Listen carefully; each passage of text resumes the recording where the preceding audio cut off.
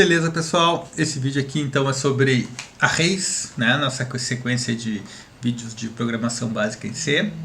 E os arrays são usados em C quando a gente tem uma sequência de elementos, né? A gente pode, por exemplo, se a gente tiver vários dados do mesmo tipo, dependendo da sequência até tipos diferentes, mas dados do mesmo tipo, e a gente poderia ter um monte de variáveis, né, para manipular esses dados. Mas imagina se a gente tiver todos os números de matrículas de todas as pessoas da escola, né, ou todas as idades de todos os cidadãos da cidade.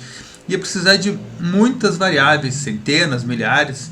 Então facilita muito para manipular esses dados a gente ter uma sequência de dados, né, as estruturas de dados que a gente chama. A mais simples delas são os arrays, que é nada mais do que uma sequência simples de dados, né. Vamos ver um exemplo aqui. Então aqui eu tenho uma sequência de notas de alunos, né? Eu poderia ter aqui, sei lá, dezenas de notas. Eu tenho 5 notas, né? Uma nota é 8, 7,5, 4, 2,5 e 6,5. E aí eu referencio cada uma desses dados dentro da sequência de acordo com a posição que ele está na sequência. Então o primeiro dado tem a posição 0, o segundo dado tem a posição 1, o terceiro a posição 2, e se eu tiver 5 elementos, a última posição é 4, né, e não é 5, né, n-1, porque começou na 0. Né?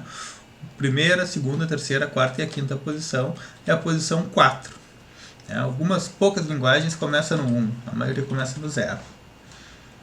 Então como é que a gente, vamos para a sintaxe, como é que a gente cria um dado e como é que a gente acessa, como é que a gente cria um array e como é que a gente acessa cada um dos dados dentro do array.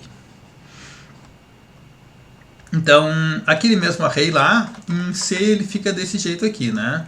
Eu crio um array, né, colocando esses colchetes, né? E aí eu posso, tanto faz, eu posso só criar um array de 5 elementos desse jeito aqui, e aí eu não digo que dados eles têm.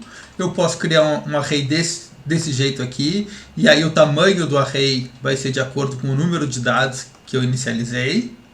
E eu posso criar desse jeito que eu criei aqui, que eu coloco o tamanho aqui dentro e eu já estou inicializando. Nota que a gente coloca colchetes aqui para definir o tamanho e para definir que é um array, e aí eu uso chaves para inicializar com os dados, né? E separo cada dado com vírgula, né? O ponto é o separador de decimal em C e vírgula entre os dados. E aí eu acesso cada um dos arrays com o índice do array, né? Então, por exemplo, eu vou comentar isso aqui primeiro e vamos colocar aqui, ó. Se eu imprimir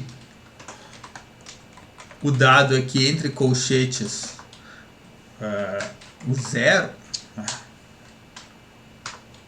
o 0, isso aqui é a primeira posição do array. Vai ser o número 8, né? A gente roda aqui ele e aparece lá, ó. Ele imprime o 8. Se a gente troca isso aqui para a posição 1, ele imprime o segundo dado do array, 7,5. Se a gente colocar aqui a posição 4, é a última posição do array, né? Assim como eu estou lendo, eu posso escrever alguma coisa numa posição determinada do array. Por exemplo, a posição 4 eu achei que o cara tinha tirado 6,5, mas aí eu refiz a correção e vi que não, na verdade ele ficou com 7,8, que deu para considerar uma notinha a mais para ele. Então eu vou sobrescrever o dado que está aqui na última posição. Em vez de 6,5, ele vai ficar com a posição 8. Ó. Vou ler esse dado de novo e olha só, ele ficou lá com 7,8. Né? Vamos ativar esse código aqui. Agora eu vou ter uma variável i. O i vai começar em 0. Ele vai contar até 4, ele vai ter que ser menor que 5, e eu vou somando 1 em 1. E aí eu vou imprimir o valor. Vamos imprimir aqui o valor do i e o valor do array na posição i. Então eu vou botar aqui 1%d para o i e 1%.1f para o valor do array. E se a gente roda, tá lá, ó. Na posição 0, 8, na posição 1, 7,5, na posição 2, 4, 2,5 e na última posição está o 7,8. A nota, o valor original era 6,5 e depois ficou com 7.8, né? E aí, assim eu posso tanto ler quanto escrever, né? Eu posso até copiar um dado para o outro. Por exemplo, eu vou pegar o dado da posição 3 e colocar na posição 2, por exemplo. Ó. Aí eu vou pegar aqui a posição, ó, 0, 1, 2, e esse aqui é o dado na posição 3. E aí eu vou copiar ele para cá. Então, esse 2,5 vai aparecer 2 vezes, né? E o 4 vai sumir. Ó, tá lá, ó, 8, 7,5, 2,5, 2,5, 7,8. Se a gente quiser saber quantos alunos passaram, a gente pode percorrer o array e contar quantos tem nota maior ou igual a 6. Se a gente quiser saber qual foi a média da turma, a gente sabe fazer a média de valores, né? A gente vai percorrendo o array, somando dado por dado, e depois dividido pelo tamanho do array, né? E aí a gente pode fazer várias manipulações, calcular o desvio padrão, sei lá, descobrir qual é a maior nota da turma, né?